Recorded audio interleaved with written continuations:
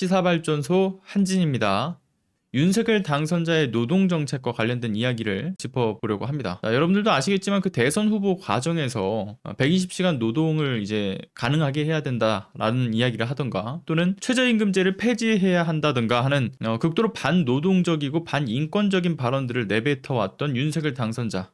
보면 볼수록 진짜 이 내뱉는 그 망언의 수위가 점차 올라가면서 정말 경악을 금치 못하게 만들지 않았습니까? 그래서 임기가 시작하게 된다라고 하면 대대적으로 친기업 정책들로 무장을 할 것이다. 노동 정책들을 다 뜯어고칠 것으로 예상을 하고 있는 부분들이 있죠. 그런데 임기를 시작하기도 전부터 그 행보를 이어가고 있는 모습들을 보이고 있는데 특히나 윤석열 당선자가 강조하는 점이 뭡니까? 바로 노동 유연화 정책을 지금 어떤 핵심 가치로 내세우고 있는 거 아니겠습니까? 주 52시간제, 최저임금제, 중대재해처벌법 이런 어떤 노동자들의 최소한의 권리를 보장할 그 안전장치들마저도 모두 다 풀어헤칠 것으로 지금 예고가 된 상황입니다. 자, 일단은 관련된 내용의 기사를 먼저 보고 이야기를 조금 더 나눠보는 것으로 하죠. 파이낸셜의 기사입니다. 목소리가 커진 기업 측 규제는 풀어야 된다라는 이야기를 하고 있고요. 투쟁을 벼르는 이제 노동자 측에서는 반노동적이다라는 이야기의 제목, 파이낸셜 뉴스의 제목입니다. 자, 내용을 좀 보도록 하죠. 자, 경제단체들이 새 정부 출범에 거는 기대가 크다라고 합니다. 윤석열 당선자 이 산업계의 우호적인 태도를 보이면서 규제를 완화하고 친노동에 치우쳐져 있던 정책을 바로잡겠다라는 의지를 피력을 해왔다라고 하는 것이죠. 10일 재계에 따르면 윤석열 당선자의 노동정책은 노동시간 유연화가 핵심입니다. 주 52시간제와 최저임금제 등 대대적인 손질도 예고를 한 상태. 경제계 의견을 담은 정책 제언집을 인수위에 앞다퉈 지금 경제단체들이 전달을 하고 있다라고 하고요. 단체별 설문조사를 실시해서 주요 정책 현안 등에 대해서 적극적으로 의견을 제시하는 등 당선자와 이 접촉면을 확대하고 있는 것이고 지금 올인을 하고 있다라는 이야기도 나오고 있죠. 경제계는 특히 고용 경직성 완화, 임금체계 개편,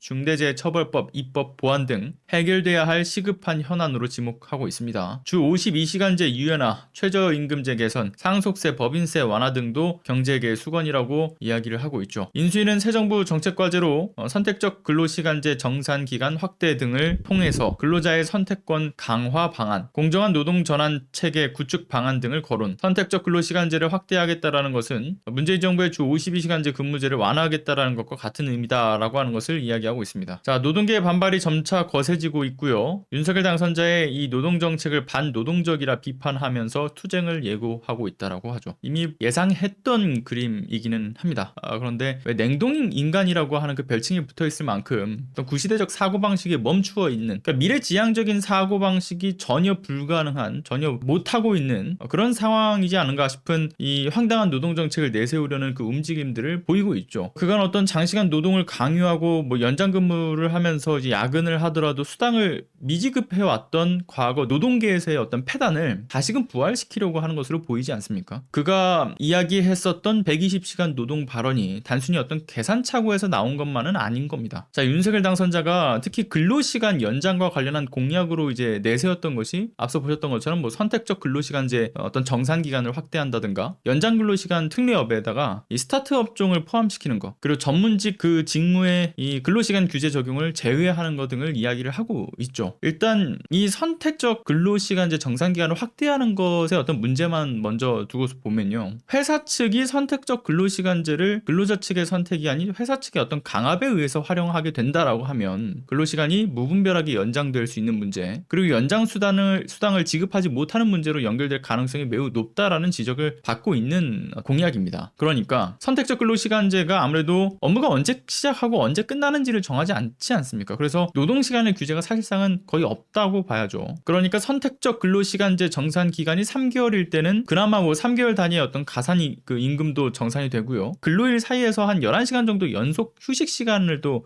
주어지지 않습니까? 그런데 윤석열 당선자가 이야기를 하고 있는 거는 정산 기간은 3개월이 아니고 1년으로 늘리자. 1년으로 늘리자는 말이에요. 근데 이게 늘어나게 되면 평균 근무 시간이 주당 52시간을 넘지 않는다라고 했을 때 이틀간은 48시간을 밤샘 근무를 해도 법적 문제가 전혀 없다라고 하는 거죠. 그런데 문제가 뭐냐면요. 1년으로 정상기간을 늘렸을 때 48시간을 밤샘 근무해도 문제가 없는, 법적으로 문제가 없는 거죠. 그리고 또 하나의 문제는 임산부에 대해서도 별다른 규정이 없습니다. 그래서 임산부조차 이런 노동 환경에 처해질 수 있다라고 하는 그러한 충격적인 포인트가 또 있는 것이고요. 그리고 현행 선택적 근로시간제는 서면에 합의가 있어야 되지 않습니까? 그런데 윤석열 당선자는 지금 내세우고 있는 선택적 근로시간제가 이런 거죠. 사업장에서 노사 서면 어떤 합의가 아니라 직무라든가 부서별 노사 합의로 적용을 하겠다라는 취지로 이야기를 하죠. 그러니까 무슨 말이냐면 노조를 배제하고 가자 뭐 이런 겁니다. 그러니까 프로젝트별로 프로젝트에 따라서 무제한 노동 시간이 이어질 가능성이 높아지는 거죠. 여기에 포괄 임금제가 같이 적용이 되면 연장근로 가산임금 지급 기준 자체가 정말 애매해집니다. 그러니까 무제한으로 무료 노동이 계속 늘어나는 거예요. 뭐 이게 아무래도 비교적 대기업에 비해서는 그 체계가 좀 불안정한 중소기업에서 발생될 확률이 굉장히 높고요. 좀 더 쉽게 말해서는 윤석열 당선자의 120시간 노동 발언에 걸맞는 근로자 헬조선이 열리는 거죠. 그리고 방금 말씀드린 선택적 근로시간제만이 아니라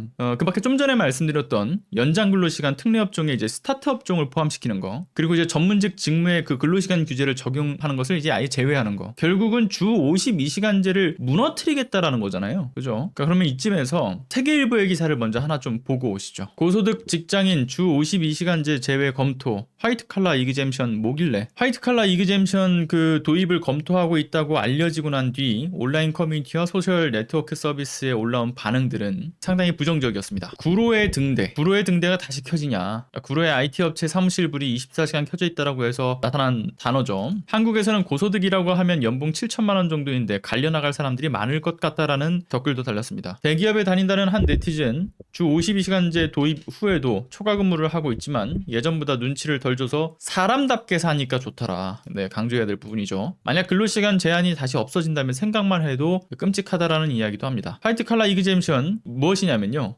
연간 임금 소득이 일정 기준 이상인 근로자에게 연장 근로수당과 최저임금을 적용하지 않는 근로제도입니다. 근무시간에 비례해 업무의 성과나 질을 측정하기 어려운 고위 관리나 행정직, 전문직 종사자들의 경우 성과를 기준으로 임금을 지불하자는 취지에서 미국에서 만들어졌죠. 스타트업을 운영하는 A씨, 주 52시간이라고 하는 틀 안에 묶여서 개발에 차질을 빚어 경쟁력이 떨어지게 되면 직원들에게도 손해다. 장시간 노동이 반복되게끔 악용하는 것은 막아야겠지만 근무시간에 묶이는 것보다는 스톡옵션이나 성과급 등을 주는 방식도 고민해봐야 된다라는 의견을 냈던 사람도 있습니다. 업무 수행에 유연성을 부여해 생산성을 높여야 한다는 게 이 제도를 도입하자라고 주장하는 학자들과 기업의 주장이다라고 하는 것도 이 언론 보도에서 언급하고 있죠. 제도를 도입 주장하는 것은 학자들과 기업의 주장입니다. 자, 주 52시간제 근무제도의 예외를 허용하게 되면 악용될 가능성이 크다는 지적도 나온다. 실제로 소득 기준으로 제도를 시행하게 되면 스톡옵션을 받는 스타트업 종사자보다는 대기업 사무직이나 전문직 종사자가 그 대상이 되고 결국 노동시간에 비해 보상을 제대로 받지 못할 것이라는 우려도 나오고 있다는 것이죠. 만약 연봉 1억 원 이상이 대상이라고 한다면 삼성전자와 SK텔레콤, SK하이닉스 등 주요 대기업, 은행권, 빅테크 직원이 대거 포함될 것으로 예상된다라는 것도 지적되고 있습니다. 일단 기사의 요점은 뭐 여러분들이 충분히 뭐 파악하셨겠지만 구로와 여러분들 그 판교에서의 등대라고 하지 않습니까? 구로 등대, 뭐 판교 등대 또는 뭐 오징어잡이 배라고도 이야기를 하죠. 밤낮으로 불이 꺼지지 않는 곳이다라고 해서 붙었던 정말 씁쓸한 별칭이지 않습니까? 근로자들은 그 불빛 속 안에서 정말 영혼까지 태워 근로를 했던 것이죠. 근데 이게 다시 부활할 거라고 하는 우려의 목소리가 지금 커져가고 있다라고 하는 것이고요. 물론 이 화이트칼라 이그젬션의 그 규제 대상 범위는 아직까지는 정해지지는 않았습니다. 연봉이 뭐 7천이냐 또는 억대 연봉이냐라는 것은 정해지는 않은 상황이지만 어쨌든 간에 좀 현실과는 좀 거리가 먼 규제 대상이 되지 않겠냐라는 의견들도 꽤 나오고 있는 상황이죠. 자, 그러니까 고액 연봉자, 특히 이제 규제 대상이 억대로 진입한 연봉자들을 대상으로 하게 되면 애초에 노동유연화의 그 발을 딛게 될 어떤 수단쯤으로만 여기는 거죠. 무슨 말이냐면 실제로 많은 시간을 투자해야 할 개발자들과 실무진들의 연봉이 억대를 넘어가는 경우는 쉽지 않습니다. 미국과 일본의 이제 화이트칼라 이그젬션과 비슷한 선상의 어떤 억대 연봉이라고 한다면 우리나라에서는 이제 그 임원급의 연봉에 해당되죠. 그러니까 이제 뭐 개발자라든가 실무진의 어떤 근로시간 부족 문제라든가 뭐 경쟁력 제고 등과 같은 명분과는 사실상 거리가 좀 멀다고 봐야 되는 거죠. 그런데 애초에 이 이야기의 출발점을 우리가 기억을 해보면 윤석열 당선자가 특히나 그 IT 업계 뭐 스타트업을 중심으로 해서 주 52시간제가 불합리하다라는 의견이 있다. 뭐 이런 식으로 인식을 해서 나왔던 거 아니겠습니까? 업무 수행의 유연성을 통해서 생산성을 높여야 한다라는 게, 그리고 또 앞서 기사에서 보셨던 것처럼 학자들과 기업의 입장이라고 이야기를 하면서, 정작 중요한 것은 그 학자들과 기업들의 입장은 다르고 있으나 노동자의 입장은 완전히 배제한 채로 주장을 해왔죠. 윤석열 당선자도 마찬가지고요. 그러니까 상당히 구시대적인 어떤 친기업 정책들의 이 발언들이 윤석열 당선자와 이제 국민의힘 측에서의 그 나왔던 이야기들인 건데, 중요한 것은 사실 이러한 논조가 단순히 이제 윤석열 당선자의 입 밖으로 나오기도 훨씬 이전에, 그 이전부터 아주 치밀하게 계산된 기업인들과 언론의 농락이 있었다라고 봐요. 뭐 이런 말이 있죠. 가스라이팅이라고 하죠. 근데 이 집단 가스라이팅과도 비슷한 일들이 일어나고 있다. 자, 2018년 3월에요.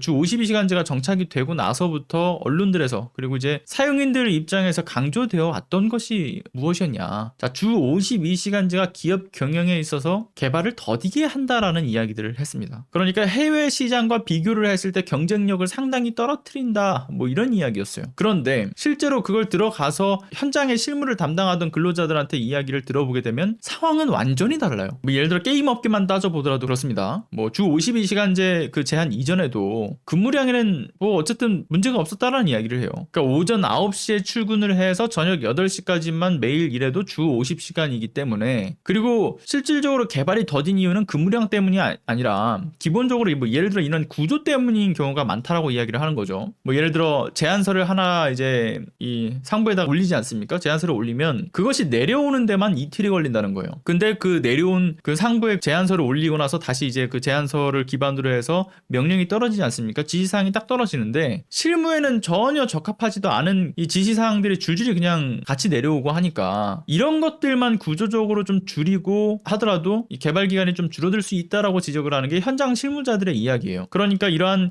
주 52시간제보다도 훨씬 더 근무의 총량은 더 줄어도 사실 크게 문제가 없다라는 거죠. 물론 특정 프로젝트 기간의 업무량을 늘려야 하는데 그 집중되는 시기가 있지 않습니까? 그때 인력들이 다 투입되지 못해서 생기는 지연 문제는 분명히 있기는 하다라는 이야기를 합니다. 그런데 그 지연이 아무리 그래도 1년 가까이는 지연되지 않는다라고 이야기를 하는 거죠. 그러니까 1년 가까이 지연이 만약에 된다라고 하면 이건 주 52시간제 탓을 할 수 없다라는 것도 이 근로자들이 지적을 해요. 그거는 별도의 문제일 거다라고 이야기를 하는 거죠. 그러니까 이 주 52시간제가 그만큼의 파장을 일으킬 수준이 아니라는 겁니다. 전혀 제한을 걸어두는 요소는 아니다. 그리고 근무 시간과 경쟁력이 비례한다라는 식으로 지금 호도되어 왔지만, 이런 기준으로 따지게 되면 예를 들어 게임 업계만 따져도요, 유럽의 게임 시장은 진즉에 모두 다 망했을 거라는 이야기를 해요. 그들은 더욱더 추가 근무를 하고 뭐 밤을 지새우고 한다기보다는 아주 타이트한 어떤 시간 개념이 있어서 뭐 출퇴근 시간이 정확하고 그러지 않습니까? 우리나라보다 훨씬 더 그 노동 환경은 더 나은 환경들에 있는데, 그런 곳에서조차도 개발이 되고 제품이 나오는데, 그렇게 따지면 그러한 구조적인 문제가 더 큰 것으로 보여진다라고 하는 것이 이제 이 근로자들의 입장에서의 이야기인 거죠. 그러니까 지금 기업인들과 언론에서의 이야기들이 정말 터무니없는 소리라는 겁니다. 그런데 이게 게임 업계만 그런 게 아니에요. 영화 업계에서도 그런다라는 거죠. 근무가 상당히 정말 악질적이다라고 하는 곳이 이제 IT 업계인데, 그러한 그 IT 업계를 정말 저리 가라 할 정도로 악명이 높은 데가 또 영화 업계라고 하죠. 그런데 단편적인 예를 하나 들어보면, 기생충이라는 영화 다들 보셨을 거예요. 못 보신 분들도 있을 거고요. 자, 그런데 그 기생충이라는 영화가 촬영을 들어가기 전부터 모든 스태프들하고 그 계약서를 작성했대요. 근로표준 계약서. 그렇게 스태프들하고 이제 근로표준 계약서를 작성을 하고 스태프들의 어떤 근로시간의 상황들을 배려하면서 일정을 진행했는데도 불구하고 촬영에 별탈이 없었다라는 거죠. 심지어는 결과도 좋지 않았습니까? 황금종려상. 즉 미디어가 왜곡된 어떤 논리를 끊임없이 양산하고 이를 통해서 여론을 만들어내니까 사회 현상에 대해서 본질적으로 접근하지 못하고 착시 효과를 계속해서 부여해 왔던 거죠. 그런 것이 또 커뮤니티를 통해서 흘러들어가고, 커뮤니티를 통해서 또 이것이 부풀려지고 허위날조 정보들이 또 살을 덧붙이면서 그것이 다시 또 언론으로 넘어가고, 그럼 언론에서 또 커뮤니티를 받아쓰면서 보도를 한 이후에 또 다시 그 언론의 내용들을 커뮤니티가 또 받아쓰고, 결국 돌고 도는 그 악순환의 고리가 여기서도 또 만들어질 것이고요. 그러니까 실상은 대부분의 언론 보도에서 현장 실무진들의 의견을 완전히 배제해 왔던 게 꽤나 오래전부터 이어져 왔던 겁니다. 그러니까 사용자와 임원진급의 이야기들만 가공을 해서 보도를 해왔으니까 이게 본질적인 부분에 접근하지 못하고 심각하게 왜곡될 수밖에 없었던 거죠. 여기에 업체들은 고객들과의 이제 맞춰진 시간들이 있을 거 아니겠습니까? 그러면 이 업체들은 그 개발 관련된 시간이 지연되는 걸 둘러대기 위한 변명거리로 이 프레임을 씌워서 이제 활용을 해왔던 것이고요. 그러니까 이거는 이제 주 52시간제 때문에 개발 시간이 줄어들면서 개발을 하지 못해가지고 늦춰진 거다. 그래서 지연된 거다라는 식의 자신들만의 변명거리로 프레임을 사용해왔던 것으로 보입니다. 그리고 언론들은 또 이러한 의견들을 또 모아서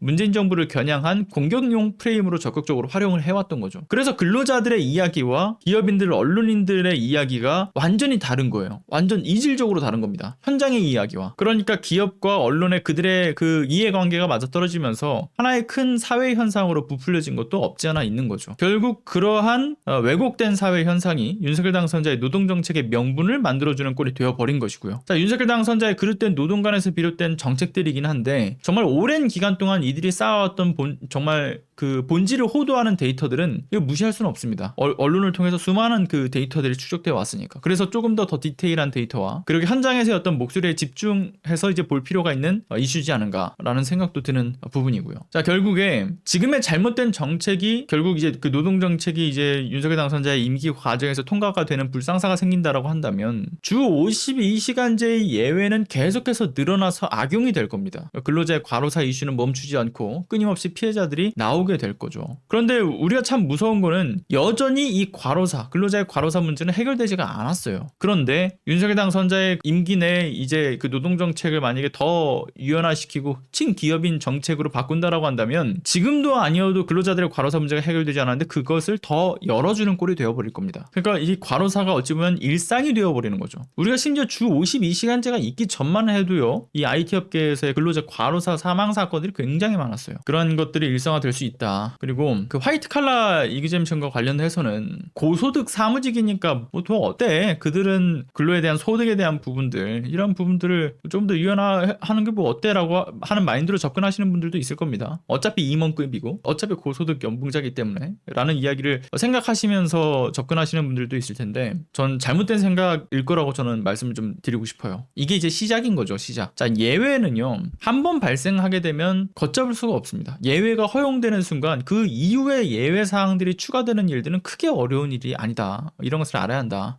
이런 부분을 말씀드리고 싶고요. 네, 무엇보다 수많은 정책들에서의 예외 사항들이 추후에 발생되게 될 부정적인 영향력으로 좀 커지는 경우가 상당히 많습니다. 뭐 예를 들면 단편적인 예로 들면 그 예외 사항, 정말 단편적으로 얘기하는 거예요. 같은 내용은 아니지만 그 제주도의 그 원희룡 전 제주지사 때문에 영리병원이 하나 만들어지지 않았습니까? 그 녹지 제주가 한 녹지병원, 그 녹지병원의 예외적인 설립을 통해서 결국 재판 결과 내국인에 대한 진료를 허용하게 되는 그 사태가 발생하지 않았습니까? 결국 그게 나중에 추후에 연결될 수 있는 현상은 의료의 민영화죠. 자, 이런 식으로 예외 사안이 상당한 이 파장을 불러일으킬 수 있다. 그런데 지금 이 윤석열 당선자의 노동 정책 역시도 의료 민영화만큼의 이 노동계 자체를 정말 수없이도 퇴보시키는 아주 중대한 심각한 문제를 다루고 있는 포인트이기 때문에 이러한 예외 조항을 허용시킬 수 없다라는 것을 좀 이야기를 드리면서 감사합니다.